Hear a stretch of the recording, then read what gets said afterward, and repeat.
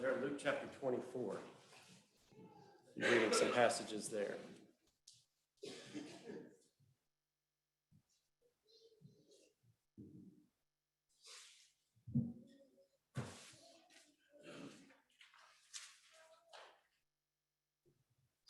Luke chapter 24 and verse 13, it says this.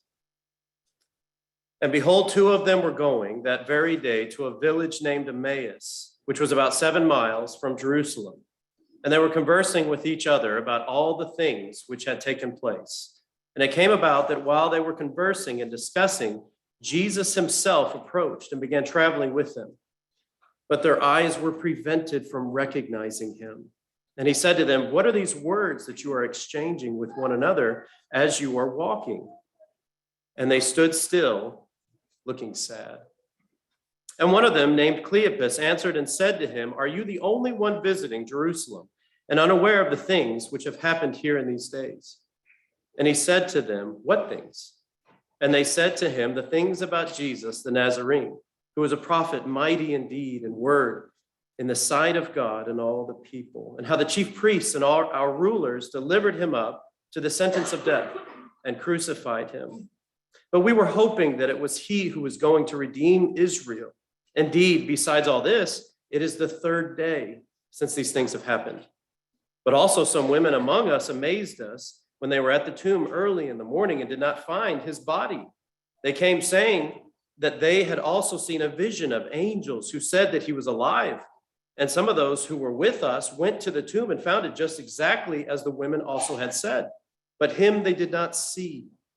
And he said to them, "O foolish men and slow of heart to believe in all the prophets have spoken. Was it not necessary for the Christ to suffer these things and to enter into his glory?" And beginning with Moses and all the prophets, he explained to them the things concerning himself in all the scriptures. And they approached the village where they were going, and he acted as though he would go further. And they urged him, saying, "Stay with us, for it is getting toward evening, and the day is now nearly over." And he went in to stay with them, and it came about that when he had reclined at the table with them, he took the bread and blessed it, and breaking it, he began giving it to them. And their eyes were opened, and they recognized him, and he vanished from their sight. And they said to one another, "Were not our hearts burning within us while he was speaking to us on the road, while he was explaining the scriptures to us?" And they arose that very hour and returned to Jerusalem and found gathered together the 11 and those who were with them, saying, "The Lord has really risen and has appeared to Simon." And they began to relate their experiences on the road and how he was recognized by them and the breaking of the bread. Love this story. It's actually been a little while since I looked a little bit further into it, but there's so many things here that we could discuss. But for the purpose of the Lord's Supper, I want you to focus on just a couple of things. We all know people that are really, really good at what they do. I mean, they're not only professional, we'll say of them, they are the best at this particular thing. You start to identify these people, in fact, because of this skill, this trade, this quality. You'll say about them, they truly are the best at this or that. Jesus was the best at breaking bread, at giving thanks. I want you to think about that statement. Jesus was the best at breaking bread and giving thanks. And it wasn't because of some sort of method, and the way that he did it. But in some way, these two men who just had a long conversation with him, they did not recognize him until it was exactly at the very moment when he broke bread, blessed it, and gave it to them. There's something about it special, something about it that they could truly recognize. This is Jesus. Two men were on their way to Emmaus. Emmaus is about 7 miles, the text tells us, from Jerusalem. 7 miles, the average man walking can get there in about 2 hours at a steady pace. You think, well, man, they better have something to talk about. It just so happens there's a lot that's been going on in Jerusalem. And the topic of discussion just happens to be the one that approached them, a stranger, somebody they had no idea about. And he acts as if he has no idea what's been going on, but he approaches them and asks them what they're talking about.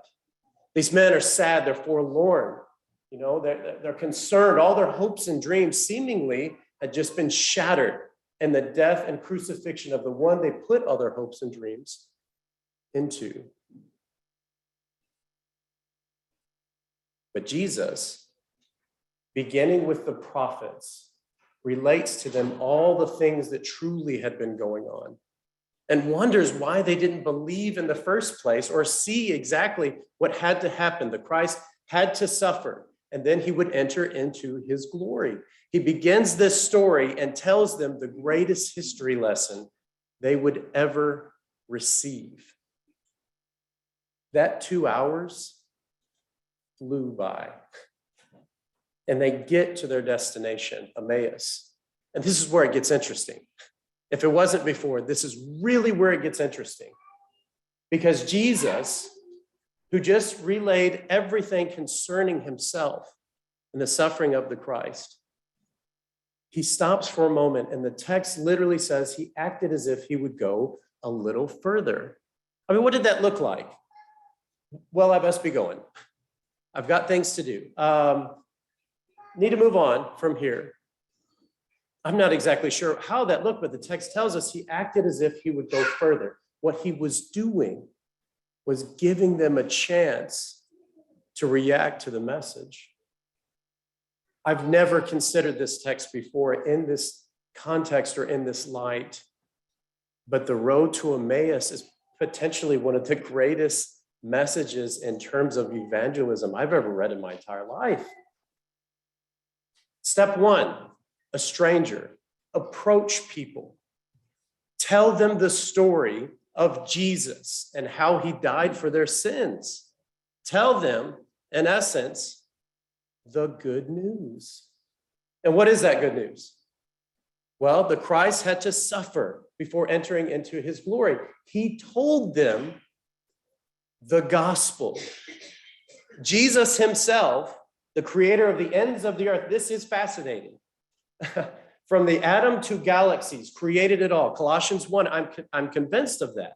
He was the creator. And the creator himself decided to use the one tool in his arsenal that turns out to be the same one we use all the time, or at least we're supposed to. He used the gospel. He used the good news. That was step 2. Step 3, act as if you're going to go a bit further. Give them time. Step back to react to the gospel. And it turns out they reacted quite well. What did they do, according to the story? They invited him in. They heard of what the Christ did, and they invited him in. And it's at this very point that we really can take application. Because then Jesus reclined at a table, and they didn't know who he was yet. They had no idea. But after inviting Jesus in, because they want to do something not only with this information, they want to hear it further. They're interested. Tell us more about these things. You have to see it from their perspective. He reclined at the table, and he did the one thing he does best. He broke bread, and he gave thanks. And it's at that point, just like us, as we're here at the table, it's the one time we see Jesus the clearest. The crucified Savior. It's him. And just like that, he vanished. Then what did they do? They couldn't help it. They just heard the gospel. And so they had to return to tell people more that the Christ had risen. They had to spread this good news. Jesus gives us a very simple process. He himself, that the message is about, tells us exactly what we should be doing all the time, but especially here at this table. He who did it best, break bread and give thanks. That's what we're about to do. We're thankful for the gospel because it saved us. And we're thankful for Jesus. And that's what we're about to partake in. If you will, let's bow our heads and think upon him and thank the Lord for him.